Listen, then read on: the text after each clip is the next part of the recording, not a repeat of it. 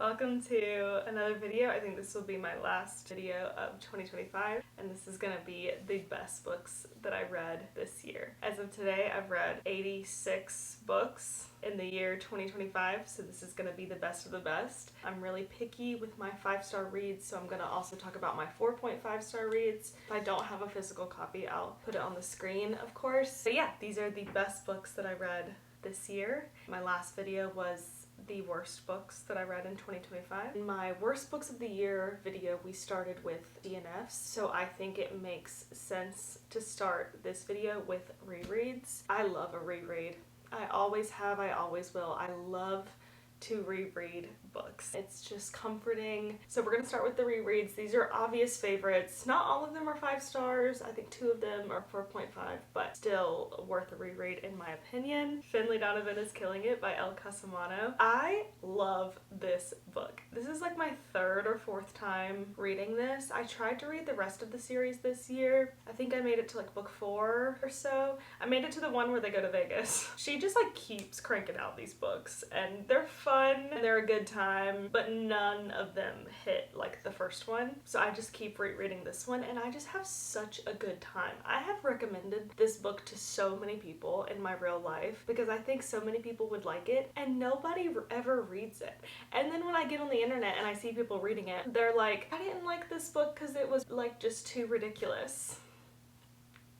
Guys, that's the point. This is a cozy mystery, and what that means is it's a subgenre of thrillers. The plot is set up like a thriller, but the way that it's told is very comedic, it's very ridiculous, it's very outlandish, it's very silly. It's not supposed to be taken seriously. Even though the stakes are high, it feels like a comedy. This book is so comforting. It makes me laugh out loud. So this is about an author who writes thriller novels, I believe. She's really struggling and she has 2 kids. She's a single mom, and so she's sitting in a Panera across from her agent, and she's describing the plot of her next book. Someone in the booth behind her overhears her conversation and thinks that she is a hitman. So she like slips a note in her purse that says, "If you kill my husband, I'll give you $50,000.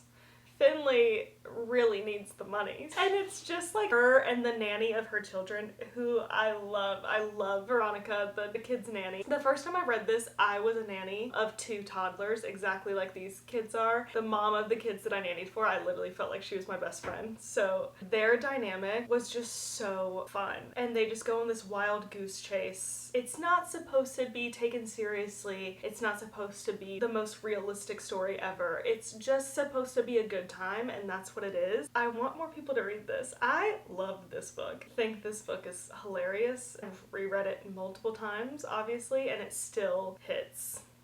If that sounds good to you, read it. Then I do an Emily Henry reread every year. I am a massive Emily Henry stan. I did not like her 2025 release that much. I didn't hate it, but it was definitely my least favorite of all of her books, which I really wasn't expecting. I won't talk about that book because that's not what this video is about, but I read that book in a book club. We all kind of felt the same about it. We all thought it was pretty mid. No one else in my book club had read Emily Henry before, and the complaints that they had, the romance just developed itself too fast. Like, I didn't feel like they had, great chemistry, and I was like, hold on. Am I growing out of Emily Henry? Am I not remembering my favorite books correctly? I needed to do a reread. And you know what? That one book was just a fluke because she can write. She can write tension between 2 characters that makes me want to like chew my fingernails. She can write banter between 2 characters that's making me laugh out loud. I reread some of my favorite Emily Henry books this year, and no regrets. I have 3 5-star Emily Henry reads, and these are 2 of them: Book Lovers and Happy Place. They both feel very personal to me. I don't know which one is my favorite. I feel like I want to say this one because it's the one that I read the most recently, but if I reread Book Lovers right now, I would say that this one is my favorite. I love the romance in both of these. I love the banter in both of these. I love the side characters in both of these. I love the setting in both of these. The themes and the plot in both of these are completely different, and they both have such meaning to me personally. This is again like my 3rd time rereading this. Happy Place I feel like is a really popular Emily Henry book. I feel like that's a lot of people's favorite. I never see people talking about this one. This book is so unbelievably good. One of my favorite books of all time, but it is very personal. So like I said in my last video, my favorite setting in a book ever is always going to be North Carolina. The book takes place in North Carolina, but the two main characters live in New York. They both love New York. They feel like New York is their home. They have like soul ties to the city. And I also grew up in North Carolina, love a book set in North Carolina, but I love New York. I went to New York every year when I was younger, and I have such a soul tied to that city. Even though this is a small town romance because it's set in a small town, I loved that the two characters were like, we belong in the city. Set in North Carolina, but it was kind of a love letter to New York City, and that just really, really spoke to me. Like, those are two places that I have such strong connections to. I think Emily Henry is so creative, and I loved how different the setup for this romance is. She basically starts the book where she's like, you know, in all the small town romances, there'll be this big hotshot city Wall Street guy goes to this small town to take care of his mom or whatever. He meets this beautiful brunette baker, and he just has this massive change of heart, and he's like, why am I dating the platinum blonde corporate baddie in the city when obviously I'm in love with this small town brunette baker? She's so wholesome and sweet and perfect. Nora, the main character, is basically like, I am ex-girlfriend platinum blonde corporate baddie in New York City. I'm the one who always gets dumped because I'm too harsh and I'm good at my job and I want to succeed and I love my Peloton and I dye my hair blonde, and like, what is wrong with that? Charlie, the main male character, just, oh my gosh, this is Emily Henry's best banter. 100% the best back and forth between two characters I might have ever read. He just matches her bar for bar. They both work in the book industry, and I love reading books about books. She also has a strong connection with her sibling, and that's like a huge theme in the book. The North Carolina setting, the love and adoration for New York City. The conversations around your sibling being your best friend and how they're the most important person in the world to you. The conversations around books and wanting to work in that industry. The unconventional romance of it all. Every single aspect of this book I just connected to so much, and I love it. Then we have Happy Place by Emily Henry. This one is completely different, and I connected to it for completely different reasons. This is a second chance romance between Harriet and Wynne. It takes place in a cottage in Maine. She's just so good at settings. I want to go to Maine so bad. There's this big conversation around how fundamental and rare and special college can be. Living with roommates, such a unique experience, one that I cherish so much in my memory. I just think of my college experience so fondly, and it really reminds me of this one. They really parallel each other, which is something I'm extremely grateful for. It also talks a lot about, you know, once you graduate and grow up, and everyone that you were attached to in college all have different plans and futures and ideas for the rest of their life. The college experience can be so incredible and unique and magical, but it's also temporary. Everyone has to move on. How difficult that can be to transition from something you want to hold on to forever when you're young, but you simply can't because you have to grow up. This whole conversation was something that I really related to and really spoke to me, but the romance is also really good to me. Like I said, I feel like this is a lot of people's favorite, but I've also heard a lot of negative reviews of this book because of the miscommunication trope. I will say that's fair. You know, miscommunication in books sucks a lot of the time. In this one, however, I would argue that it just makes sense for these characters. It feels realistic. It feels like a breakup I could have had or one of my friends could have had. It just feels very genuine, especially at that age. Like they're in their early 20s. I sound like a dinosaur, but I get it. You know, is it frustrating? Yes, but it's also realistic. It's past and present timeline. The past chapters are so beautiful. Like when you see them falling in love for the first time, it's just like, I could tear up actually. Years later, they have broken up. They've called off their engagement. The cottage in Maine that they all have so many memories in their college years is being sold. So their friend Sabrina is like, we have to have one last hurrah in this cottage before we lose it forever. Also, said friend is getting married. So there's kind of a lot going on. There's like this last week of trying to relive all their college memories, and there's also another wedding that they're celebrating, and they don't want to rock the boat because they're like, this is supposed to be a happy week for everyone. If we show up and say, actually, we broke up, it's gonna ruin their wedding week. So we'll just tell them at the end. And so they pretend to still be engaged. So it's a little bit of like fake dating trope, but it's fake engagement. Second chance is one of my favorite tropes ever. But of course, with second chance, you always have to get a reason why they broke up in the first place. I think that's where a lot of people's complaints with this book come in. I wouldn't change a single thing about it, and I mean that. I love this book. We're not even into the books yet. We're still on rereads. Okay, look at this copy.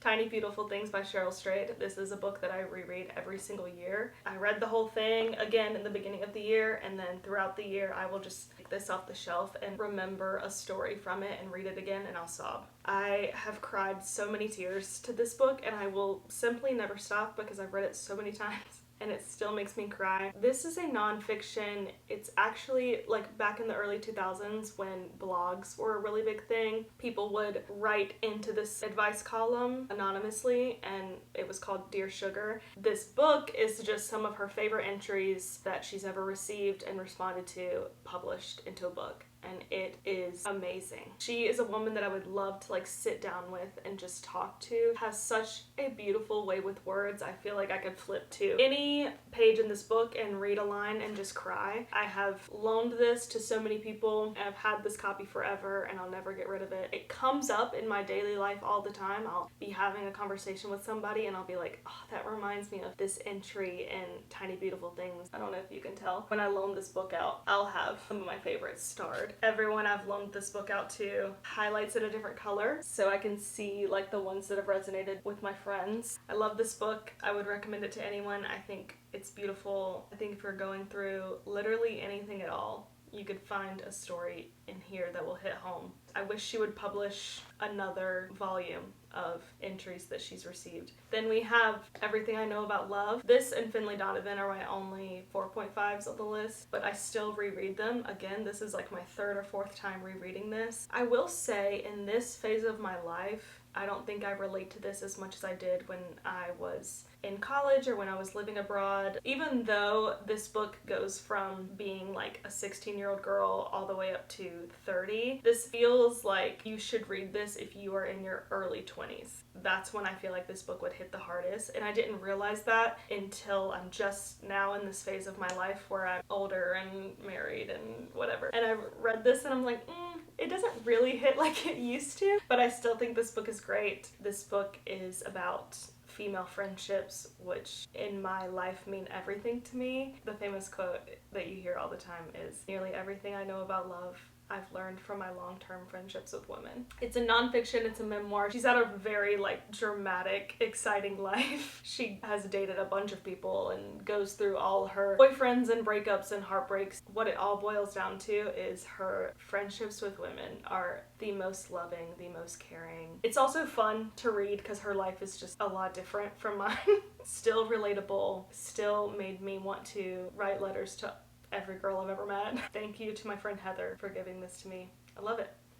The last book I reread, I reread this multiple times a year. This is my favorite book of all time, if you could even call it a book. It's my favorite story of all time, and that is And Every Morning the Way Home Gets Longer and Longer by Fredrik Backman.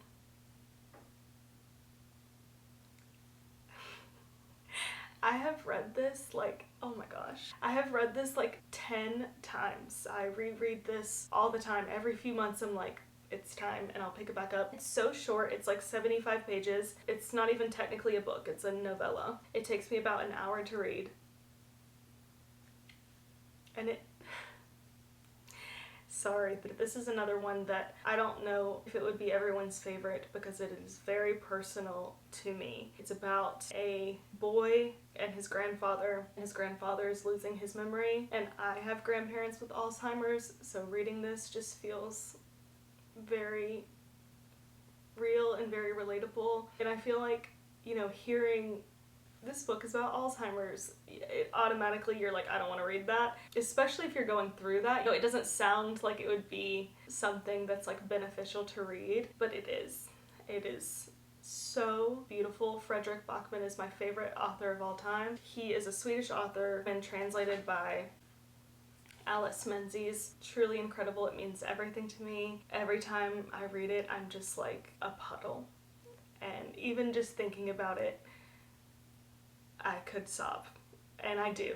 It means more to me almost every time I pick it up. And I will cherish this book for the rest of my life. Let's get into the books that I actually read for the first time this year. No rereads, just new favorite books. I'll start with the 4.5 stars and then I'll get to the 5 stars because those are a lot more few and far between. First one is Carrie Soto is Back by Taylor Jenkins Reid. I read this for the first time this year. I love Taylor Jenkins Reid as an author so much. I don't like her covers. This is about a tennis player. I have zero interest in tennis, but suddenly reading this book, I'm like, do I want to be a tennis player? You can tell she does a lot of research. She puts a lot of heart into her plots and her characters. She writes women, like strong women, really, really well, but they're all completely different and they all feel so real. Carrie Soto, Evelyn Hugo, Daisy Jones feel like real people in my brain. Like, I can't believe they're made up. This book was incredible. The most famous female tennis player of all time. She holds, I don't know tennis lingo, but she holds all the world records or whatever. She's in her 30s and she's retired. This like younger, newer tennis player is about to break her record and steal her title. And she's like, you know what? No. It's just a story of her comeback, basically. And everyone's telling her that she's too old. She's like 30. Ancient. She's just so awesome. And she's a character that everyone sees as harsh and disrespectful when the reality is she's just blunt and she's just honest, and because she's a woman, people take that as her being rude when there's plenty of men in this field that act the same way and admire themselves the same way and respect themselves the same way, that don't get labeled as anything, but because she's a woman, people think that she should be like sweet. For example, after a match, she'll do an interview. The host will be like, why do you think you won against so-and-so? And she'll say, because I'm a better player than them. Found her very refreshing, and I was honestly on the edge of my seat during these matches, which is not something I would ever say about tennis. I'm not even watching tennis, I'm reading it. I'm reading words on paper, and I'm still like enthralled by this story, which I just think Taylor Jenkins Reid is so talented. My next 4.5 was The Women by Kristen Hanna. This is about a nurse during the Vietnam War. Kristen Hanna writes historical fiction. I think this is only my second book by Kristen Hanna. I read The Nightingale a few years ago. She just writes about war and about women so well. The way that women were treated. She was a war nurse and she has seen horrific things her time during the war, and then even like when she came home, she was completely changed, of course, and she had extreme PTSD and she was a completely different person, and still nobody took her seriously. She was like, I am this way because I went to Vietnam, and everyone in America is just like, women were in Vietnam. Nobody even believes her that her trauma is real. Everybody thinks that she's just being extremely dramatic. It was just so frustrating to read, and I feel like I learned a lot. This just evoked a lot of feelings out of me, and I thought it was spectacular. Next favorite romance on the list, a little bit of a left turn, but this is Rewind It Back by Liz Tom Ford. This is the last book in the Windy City series. They're all interconnected sports romances. I skipped the first one. I just heard bad things about it. So the first one I read was The Right Move. Thought that was okay. Then I read Caught Up. Thought that was better. Then I read Play Along. Bro. Favorite in the series, love. And now Rewind It Back is the last one. I think this wrapped up the series so well. All the books follow different professional sports, and it's just a good time. Rio's in the NHL. You see him in every book previously. He's just one of the girls. He is just very flirty and fun and goofy, and he's just kind of the like comedic relief in all the other books. He's always joking about wanting to fall in love, wanting to have a girlfriend, and then you get to his book and you realize the reason why it never works out with any girl that anybody tries to set him up with is because he is still hung up on his first love, and she comes back into his life. She moves next door to him, so it's a second chance, and I love second chance romance. One of my favorites in the series, not my favorite in the series, but my second favorite probably. It's just a fun, silly sports romance series. I think a lot of sports romances can get a little... They all feel the same. They all feel like they're lacking depth and emotion. But I think this series, apart from the first one, I never read the first one, so I can't speak on it, but 4.5. And yeah, I thought it was really good. Next book is None of This Is True by Lisa Jewell. I read a lot of thrillers. I don't read a lot of thrillers that really stand out to me as really, really good thrillers. This is one of them. This is about a woman named Josie and a woman named Alex. Alex hosts a podcast that's pretty successful. Josie is sitting in a restaurant celebrating her 45th birthday, and Alex is also in the same restaurant celebrating her 45th birthday. So they meet in the bathroom. They're birthday twins. They were born on the same day in the same town 45 years ago. They were born like 10 minutes apart or something. Now they're in the same restaurant 45 years later celebrating their birthday. And they're both kind of like, what does this mean? Josie kind of becomes a little bit obsessed with Alex. Josie's like, you should have me on your podcast. So she convinces her. Just a very interesting story unfolds. I think the audiobook is incredible. Probably one of the best audiobooks I've ever listened to. The production of it was so good. There's Josie's narration, there's Alex's narration, there's the podcast, which sounds like an actual recording. Then there's also a documentary that's being made years later about this situation. Something happens to the point where a documentary is being made about it, but you're jumping back. It's just really good. One of the best thrillers I've read in a really long time, and the audiobook in particular was really, really good. Divine Rivals by Rebecca Ross. I talked about this previously. I love this book so much. I thought it was beautiful.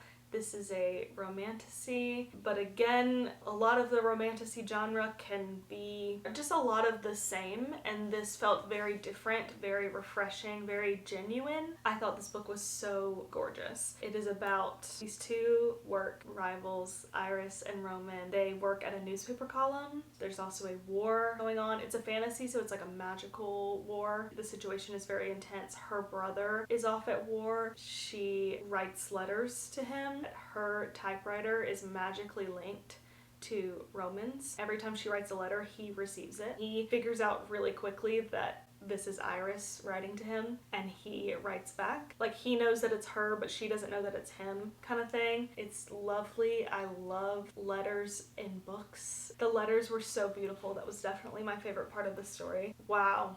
Just bring back penmanship. Like, writing letters is so romantic. It wasn't quite 5 stars because I think the romance was rushed a little bit, but then again, I understand because of the war and everything going on. The characters are kind of in the mindset of like, we're running out of time, so that we could find some happiness in life. We should, not have any regrets. I thought this was a beautiful, beautiful book. Last book in the 4.5 category before I talk about my 5-star reads is The Dead Romantics by Ashley Poston. Talked about a different Ashley Poston book that made it into my worst books of 2025 list, but this one really surprised me. I haven't read The 7-Year Slip, and I've heard that that is her best. But this one, my expectations weren't super high, so it truly just like blew me out of the water. This book was so cute. I think the perfect fall read. If you haven't read this book, I really would save it for fall. So Ashley Poston is a romance writer, but she always has an element of magical realism. In this one, the magical element is that she can see ghosts. It's a very cute,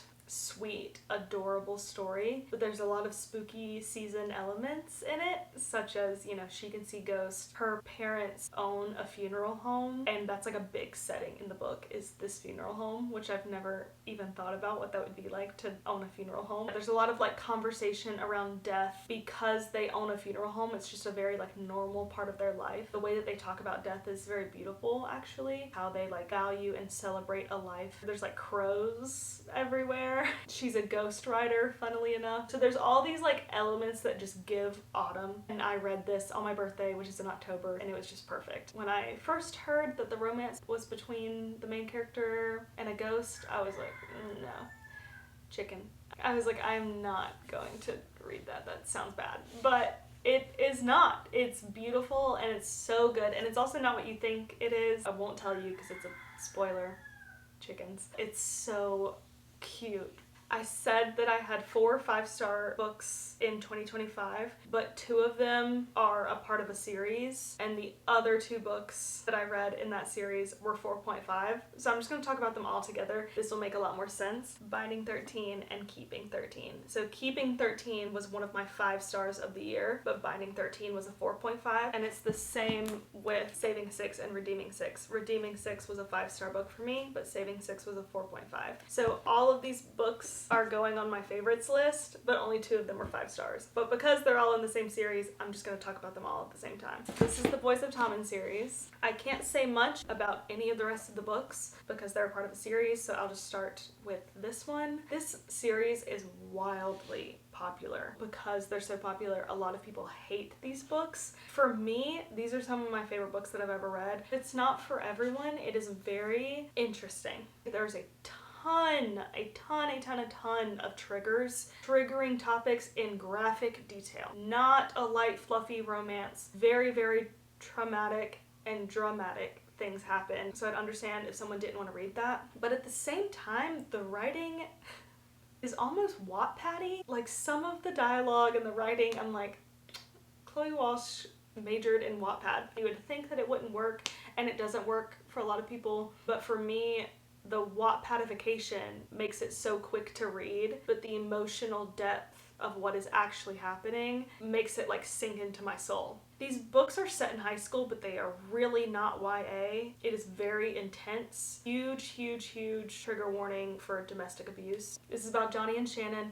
Johnny is on his way to be a professional rugby player. I don't know anything about rugby, so I don't know the lingo I'm supposed to use, but he has all the, like, he's already been recruited or committed to the national team in Ireland, even though he's just a teenager. He's very talented and he's very popular, obviously, and he's very just like set on this path. Then there's Shannon, who is 2 years younger than him. She's like really tiny and skinny and small and frail and is very abused at home, her and all of her siblings. Do not read this if you don't want to read about domestic violence, because those scenes are tough and they are often. This book, out of all of them, I feel like is the most gentle. I love these books. Love Johnny and Shannon. I love their romance. It's not one of the stories where he's like sacrificing his dreams for the sake of love. The way that he takes care of her, he's just so unbelievably mature, to the point where this book is so unrealistic. Like, 17-year-old boys do not have the emotional maturity that Johnny has. Like, there's just no way. Binding 13, 4.5 stars. Keeping 13, 5 stars. This is the conclusion to Johnny and Shannon's story. These copies that I have don't even do it justice of how long it is, because these are very long paperbacks.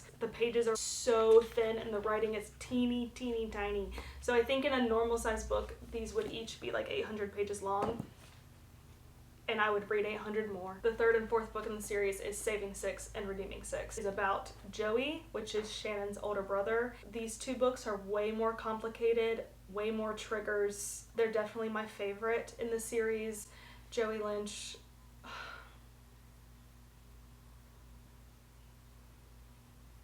no. No.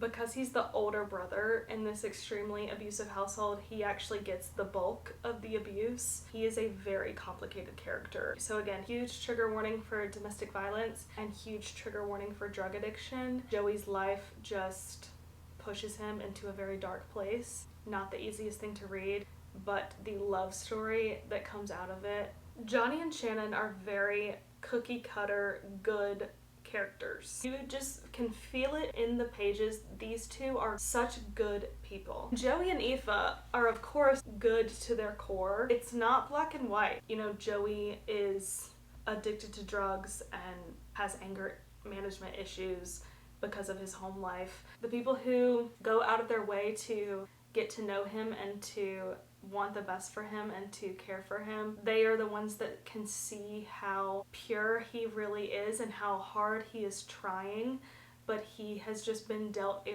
really hard hand of cards. He is doing his best, but that doesn't always paint him in the best light. I just think he's a way more complicated character, a deeper character. He's my favorite character in the whole series. But Aoife too, she's also not like cookie cutter, perfect, innocent, pure, sweet angel like Shannon is. She's a lot more of like a harsh character, but I really loved that. She balanced Joey so well. I love these characters so much.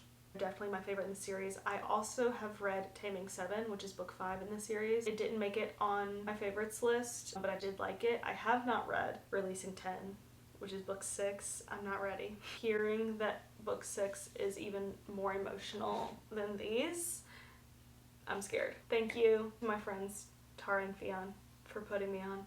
Just incredible. We have a whole Boys of Tommen group chat, so yep. We're getting to the finish line. Another 5-star book. I can't believe it. Probably my second favorite book of the year, Kingdom of Ash by Sarah J Maas. I read all of Throne of Glass in 2024. Like, what is there to say? This is book 7 in a 7-book series, and it is huge. This is the longest book I've ever read to date, and you know what?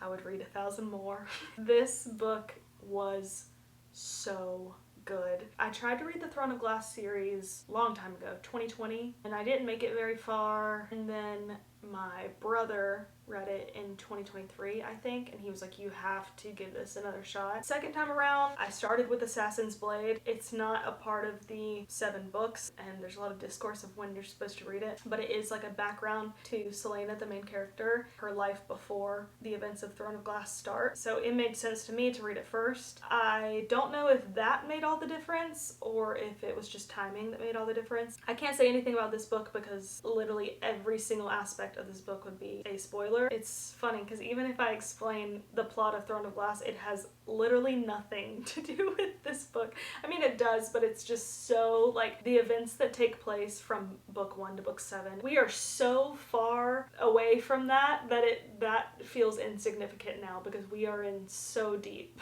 in this plot. But I'll describe Throne of Glass anyway. It is about an assassin named Celaena Sardothien. She is competing to be the king's assassin. Book 1 is the competition. Book 1 is good. It's really good, but it's nothing. Like, they really do just get better and better. I have a lot of friends that are not into fantasy at all and have really enjoyed this series. I think it is Sarah J Maas's best by far. This book is phenomenal. It really, really is. I love this. I give it 5 stars. For my favorite book of the year, I have only read the first 2 books of this trilogy. They are both 5 stars. Have not a doubt in my mind that book 3 will be 5 stars as well. I just didn't get to it by the end of this year. I don't even have it.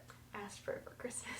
This is my favorite book that I read in 2025. It's Beartown by Frederick Bachman. And book 2 was also 5 stars, which is Us Against You.